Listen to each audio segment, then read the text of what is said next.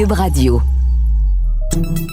Salut, c'est Charles Dran avec l'équipe dans 5 minutes. On s'intéresse aux sciences, à l'histoire et à l'actualité. Aujourd'hui, on parle de lavage et d'odeur de printemps.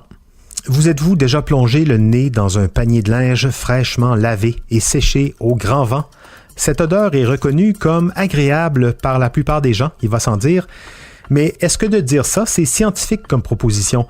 Est-ce que le grand vent, le soleil, ça a une odeur, ça, dans une serviette? Et ça sent quoi, au juste? Élie Jeté s'est penchée sur cette question. On achète des chandelles au parfum de fleurs ou de fruits, c'est assez normal, mais on est toujours vraiment attiré par celles qui sentent la lessive propre. Et pourtant, c'est une odeur qu'on aurait du mal à décrire. Mais on n'est pas fou d'aimer ça. Certains chimistes aiment aussi ce parfum. Dans un article publié cette année dans la revue Environmental Chemistry, des chercheurs ont examiné de plus près les serviettes propres séchées au grand vent. En décortiquant la senteur des serviettes au niveau moléculaire, ils ont essayé de définir son origine. Comment ça se fait que ça sent si bon que ça? Sylvia Pugliese a dirigé la recherche alors qu'elle était étudiante à la maîtrise à l'Université de Copenhague. Quand elle était petite, sa mère faisait sécher le linge sur la corde à linge au grand soleil et encore aujourd'hui, la chercheuse essaie de reproduire le geste de sa mère le plus souvent possible. Cette odeur fraîche lui rappelle donc la maison, mais elle s'est demandé si c'était pas de la nostalgie qui la plongeait dans cet agréable état après chaque lavage. C'était important d'investiguer. Pendant qu'il faisait d'autres recherches plus importantes pour l'avenir de l'humanité, Sylvia et deux de ses collègues, supervisés par leur prof Matthew Stanley Johnson, ont mené une enquête sur le lavage de serviettes en coton, achetées chez Ikea. Dans le département de chimie, ils ont investi un bureau sombre et vide et un petit balcon. Chaque serviette a été lavée 3 fois dans l'eau, puis suspendue à 3 endroits différents, à l'intérieur du bureau, sur le balcon sous un abat-jour en plastique ou sur le balcon au grand soleil. Lorsqu'une serviette finissait de sécher, les chercheurs la plaçaient dans un sac hermétique durant 15 heures. Ils ont ensuite échantillonné les composantes chimiques libérées dans le sac et dans l'air autour de chaque serviette. Pour que les comparaisons soient possibles, ils ont aussi fait des échantillonnages similaires dans un sac vide, sur une serviette non lavée et dans l'air environnant. Lorsqu'on suspend des tissus pour les faire sécher, ils produisent de manière unique un certain nombre d'aldéhydes. Un aldéhyde, c'est un dérivé d'alcool primaire auquel on retire 2 atomes d'hydrogène.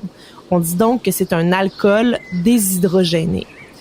Notre serviette séchée à l'air produit aussi des cétones.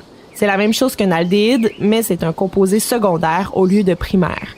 En gros, ce sont surtout des molécules que notre nez pourrait reconnaître dans certaines plantes ou dans les parfums. Par exemple, les serviettes séchées au soleil avaient produit du pentanal, de l'octanal et du nonanal, des aldéhydes que l'on trouve respectivement dans la cardamome, les agrumes et la rose. La présence de l'ozone pourrait être responsable de la formation de ces aldéhydes. Le soleil lui-même pourrait aussi avoir sa part de responsabilité. Lorsqu'elles sont exposées à la lumière ultraviolette, certaines molécules s'excitent et forment des composés hautement réactifs appelés des radicaux. En se recombinant ensuite avec d'autres molécules voisines, ça peut aussi fabriquer des aldéhydes et des cétones. Ces composés-là n'étaient pas présents dans les autres conditions de séchage, seulement dans le séchage au soleil. Et tous les autres composés moléculaires créés durant le séchage au soleil ont des odeurs subjectivement agréables. Les expériences montrent que la lumière UV et la présence de l'eau sont nécessaires pour générer les produits. L'odeur du linge frais serait relativement durable parce que les liaisons d'hydrogène peuvent se former dans les fibres de coton. Donc, les fibres de tissu et les liaisons de molécules sont toutes mélangées ensemble et ça fait des petites boules de bonne senteur. D'autres chercheurs ont sous-entendu que cette recherche n'était peut-être pas assez spécifique et qu'il faudrait faire davantage de tests pour tout comprendre au sujet de la fraîche odeur de lessive. En même temps, ce n'est pas un résultat qui nous est 100% nécessaire. La photochimie oxydative à la surface du linge serait donc la principale responsable de cette fraîche odeur qui nous donne juste envie de nous plonger le nez dans un panier de serviettes séchées au soleil. L'histoire ne dit pas si c'est plus satisfaisant quand c'est quelqu'un d'autre qui fait notre lavage. Ouais, photochimie oxydative, effectivement, c'est moins vendeur que odeur de printemps ou brise matinale. La science des vêtements séchés au soleil, une belle recherche en plus, hein? La méthode des 3 lieux de séchage est d'une simplicité désarmante, mais tellement efficace et pleine de bon sens.